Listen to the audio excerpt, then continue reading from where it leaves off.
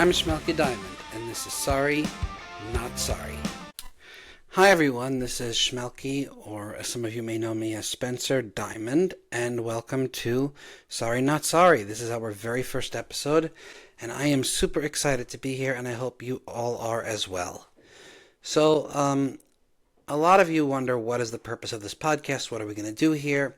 And for me, I've been in the public eye in both of my, as I call them, Gilgilim, for, I'm since 3 years old, so that brings us 28 years.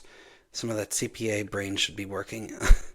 And, for a lot of that time, it's been wonderful, and I've gotten to meet a lot of amazing people and do a lot of amazing things, and, this is both back in the secular world and political circles where I grew up on Long Island to, ultimately the Hasidic world and, being in magazines, my longtime relationship with one particular magazine, and then also the Moment, which has been wonderful. So a lot of people know me, but I feel like when it's simply public, they don't really see the true you.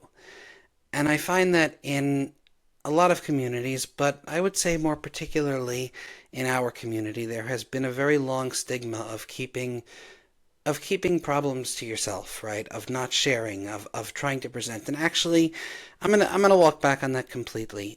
I think that is across the board. I think in every community, from the yogis to California, all the way to Brooklyn and further. People just don't share. People want to project an image of perfection. They want to project an image of everything being okay. And I think that's great because I think that a lot of times, we should be polite. We should have manners and we should appear good. But when it gets to be too much, the truth sort of gets lost there. And for the last, well, I would say for a good 2 or 3 years, maybe actually closer to 5, in a journey that was really about originally me finding my truth, very famously so. And again, I hate to sound, like attitudey about it, but it is famous in the Jewish world of somebody, becoming a Hasidic Yingaman. For those who are not familiar, outside of like Lubavitch circles and then Eretz Yisrael and, Bells has an outreach program, but there's really not a ton of it for people becoming Hasidish. So it was very well known. And that was a journey of me sort of trying to find my truth.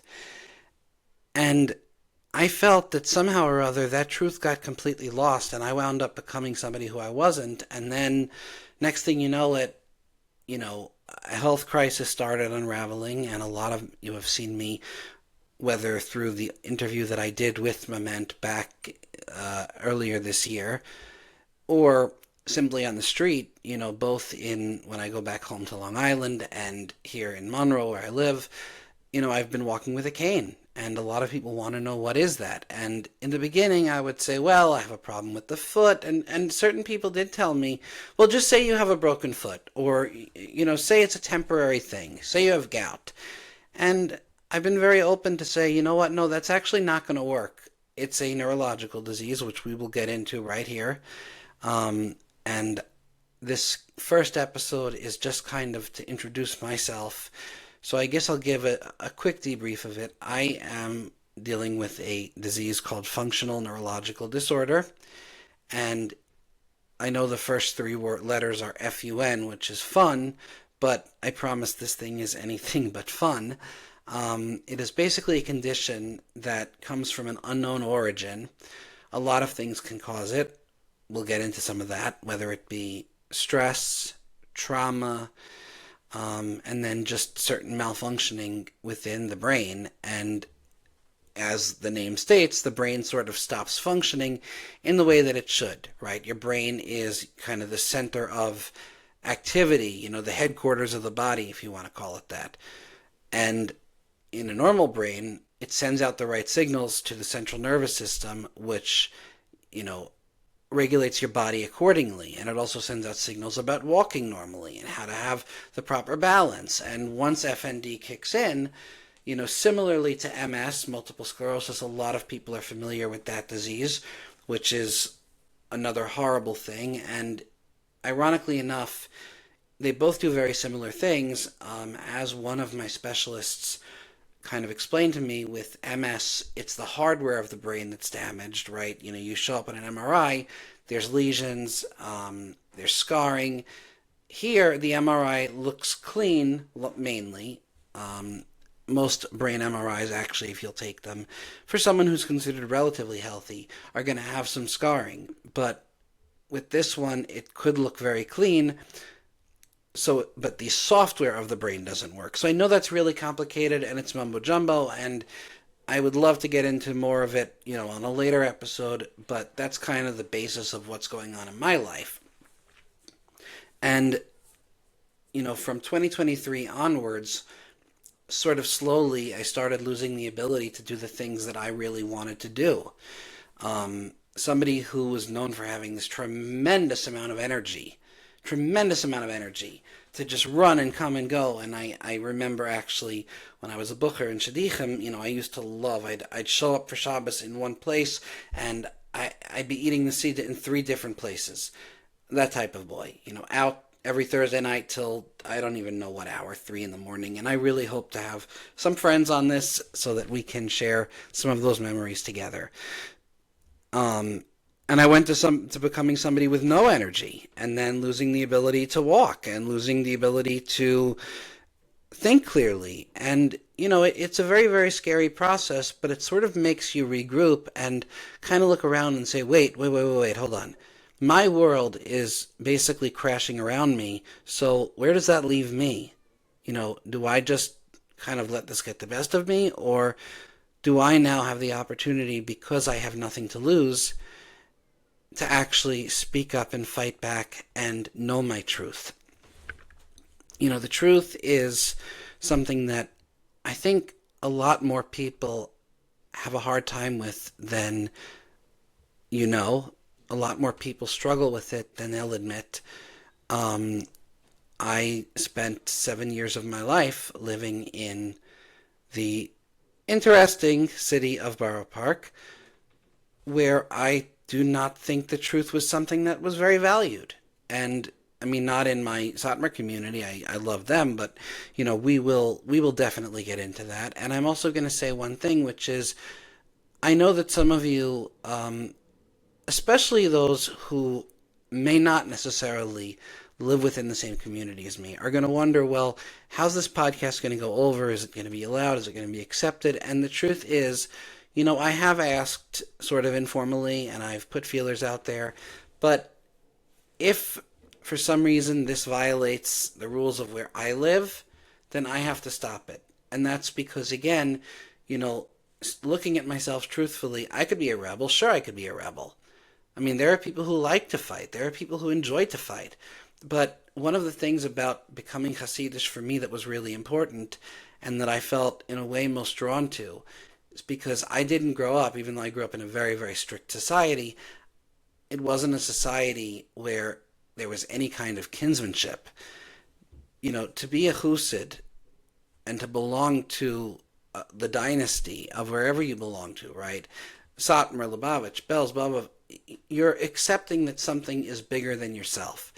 Not recruiting anyone here to become Hasidish at all, but I'm just sharing that, and that's why I don't want to fight, is because not everything has to make sense.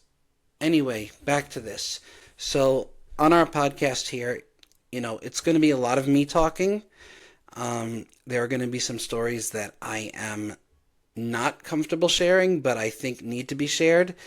And the reason is very simple, because as I started going public with my story and my pain, I found out that so many of my friends were suffering from their own problems, their own sudas, that they were just too afraid to share.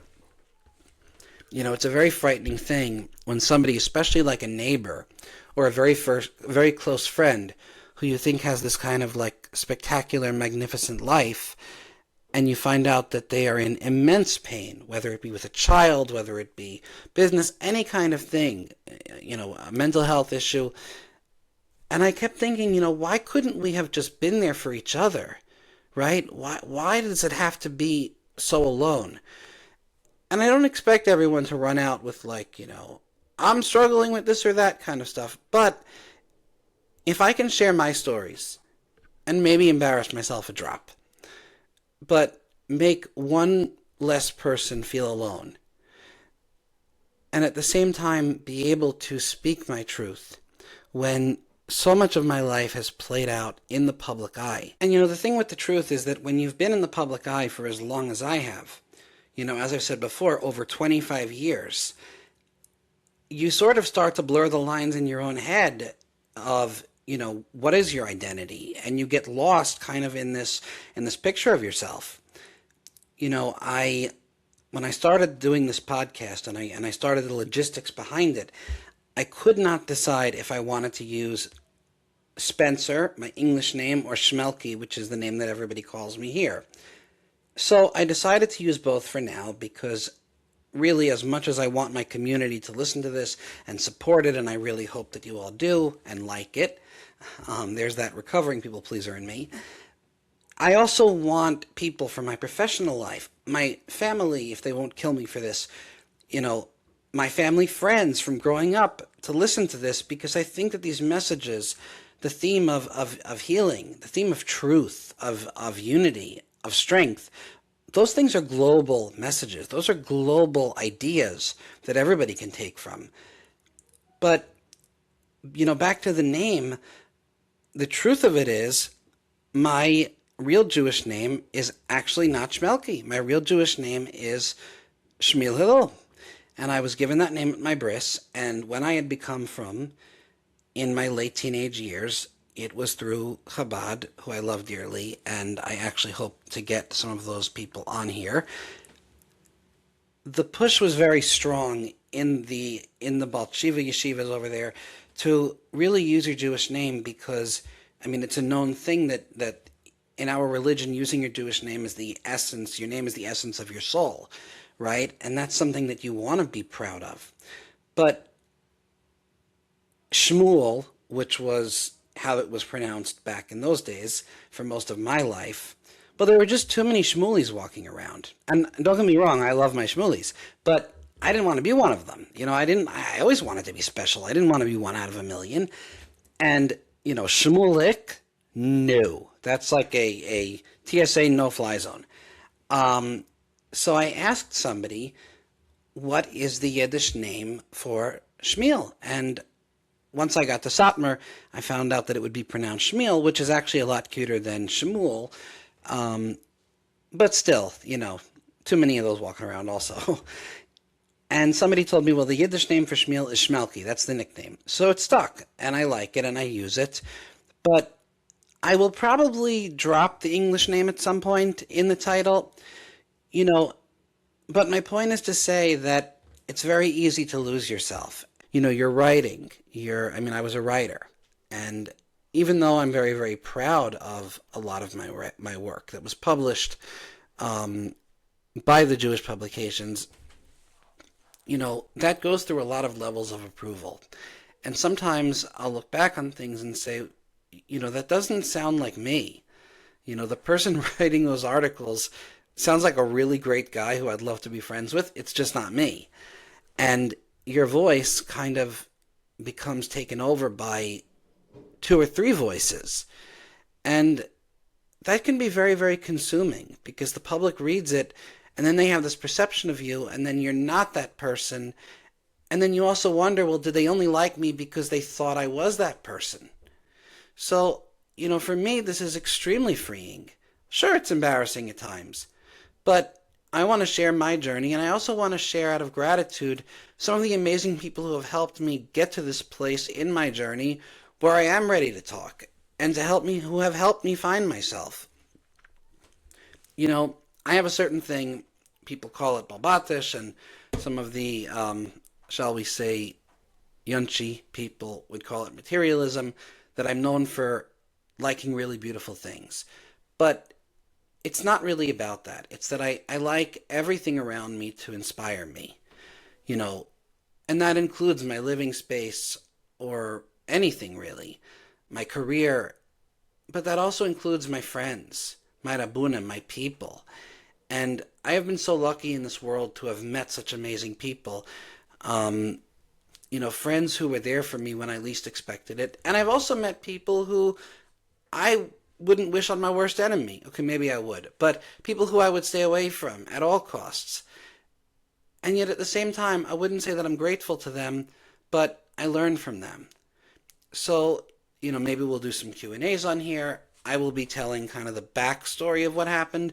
I'll also be sharing what I'm going through as I am, Emetz Hashem, about to start, new treatments for my disease. There's very little out there that we can do for it. But as somebody once said about a different chronic illness, it's kind of a life sentence, not a death sentence. And I'm going to mix metaphors here. It's not the kid in the fight, it's the fight in the kid. And I have a lot of fight in me. And, I want you all to be with me, and I want to be with all of you. And so I am sharing all of this, and I want to bring people on from my work because even though I didn't particularly enjoy accounting, there were some amazing people who taught me a lot about both business and how to treat people and how to build a successful company. And not just a successful company, but, being successful in general and being good and being kind. So yeah, I guess you will get to see the real me, and nothing particularly juicy in this first intro. But hold on, because there probably will be. And again, if any of you have any ideas or questions or recommendations, please shoot them my way. I will say that the title, why is it called Sorry Not Sorry? And the answer is really very simple. Because one of the things, okay, here's the juicy part. One of the bigger issues that I had for most of my life is that I was a people pleaser. And to this day, I'll apologize a lot, like really a lot. And I've often been sorry, sorry that I'm not what you wanted me to be, or sorry I'm not good at this, or sorry I made this mistake. And a lot of times, especially as I gravitated more towards the beliefs of the Satmar community of Hasidic Judaism, and I don't know if I want to get into, the history of Hasidus and all that stuff, but for those who aren't acquainted, we're a group known for our very strong position of being anti-Zionist, and believing that before Mashiach, the Messiah, comes, there is no ground in the Torah to have a state of Israel, right? And that's something that a lot of people view as very extreme, and it's something that gets vilified. It's something that the media loves to play with. And lately there have been certain actors, not within our community, but within other similar communities, who have played back with the media. So my point is, as I realized more and more, especially towards the end of my time in Borough Park, where, to those who don't know, it's kind of one of these places where everybody has to be equal, and the colorblind and very, very politically correct, if I may say that, outside the walls of the wonderful Satmar community, which I actually do miss very much. But I found myself so apologetic and so afraid to share what I believed, whether it be about, what true Hasidic Judaism looks like, how certain behaviors should be and shouldn't be. Speaking publicly, even among other Hasidim, about the Zionist view in general, which my community of hundreds of thousands of Jews around the world believe. And it got to a point where, no, I'm not sorry. I'm sorry if what I have to say offends you. I'm sorry if it hurts you to hear that I think that you are a whole lot less religious than you really are, or a whole lot less ultra-Orthodox, or a whole lot less true to what you try to preach than you really are. But I am not sorry for believing it, because I know that's my truth. I'm sorry if it hurts you to hear that you caused me pain.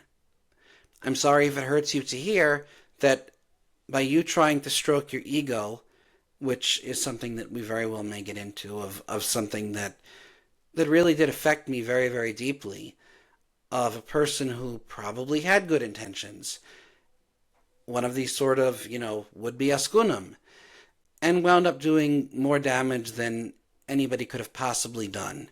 And, my life was very, very stressful and in a tremendous amount of pain because of this person or because of that group of people. And I'm very lucky that I got out relatively, safe.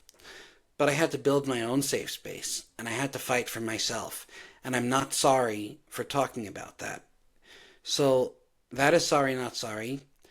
And I look forward to hearing from all of you what you are sorry not sorry about. And again, this is a community.